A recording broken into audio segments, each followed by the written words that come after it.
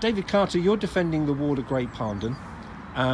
We're at probably one of the hidden treasures, I guess, of Harlow. And so why are we here, and why is this of concern to people in this ward? The major reason is that this field is a place where people have always come over the years. There's been football here, junior football.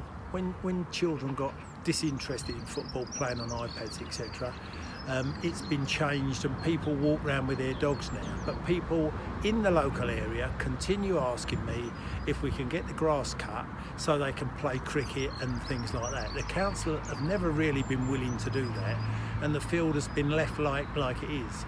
Now the good thing is local people come round here every week and clear up any rubbish. They pick it all up to make the field look good, and it's a little treasure to us. It's a barrier between our houses and the major road that the trees on the one side of it help.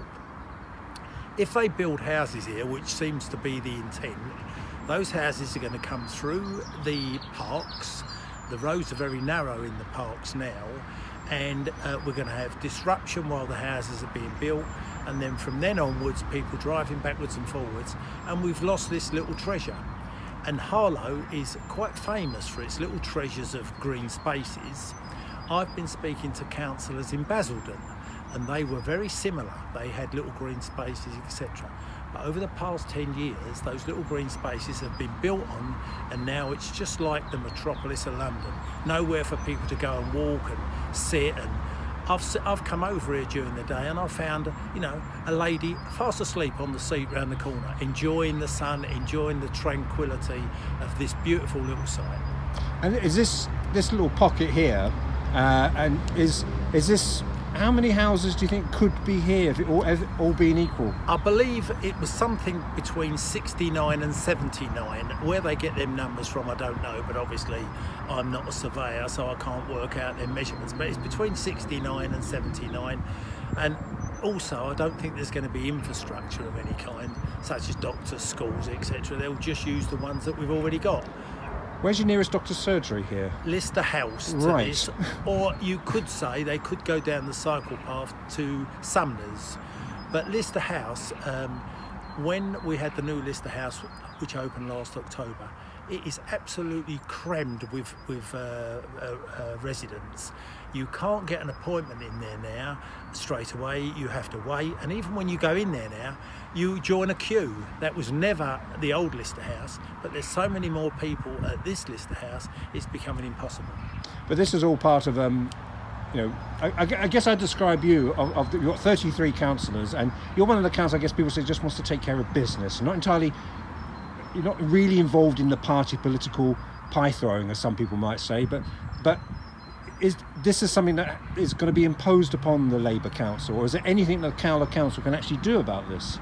I think the only thing that they can do, they can take certain bits of it out, these small bits. We need houses, and no one says we don't need housing. We've got a lot of people on the waiting list, and I'd love to see them all have a house, somewhere to live. But there are little bits like this. Once you've taken it away, you can never get it back again. And I think this is the thin end of the wedge. You take this away, 10 years' time they'll be looking at somewhere else, and eventually we're going to end up like Basildon with no open spaces for people to enjoy. Because one of the things we were just talking off camera, and I'll repeat it now, is we talked about football, didn't we? And we said the more you think about it, say from 40 years ago, these little patches which people could play football on, whether we talked about across the road from the Harvey Centre car park, near the Chantry, back at Bearcroft, I could keep going, and they've all been filled in, haven't they with houses. But where's this going to end, David? Yeah, well, that's it. It's like it should be about the quality of life. I accept people need houses to live, and I'm for that. I don't want to see anybody who hasn't got the right sort of property to live in. There's lots we can do. We have nowhere near enough properties for the elderly to move into. A lot of the elderly live in 3 and 4 bedroom houses, and they don't really want to be there.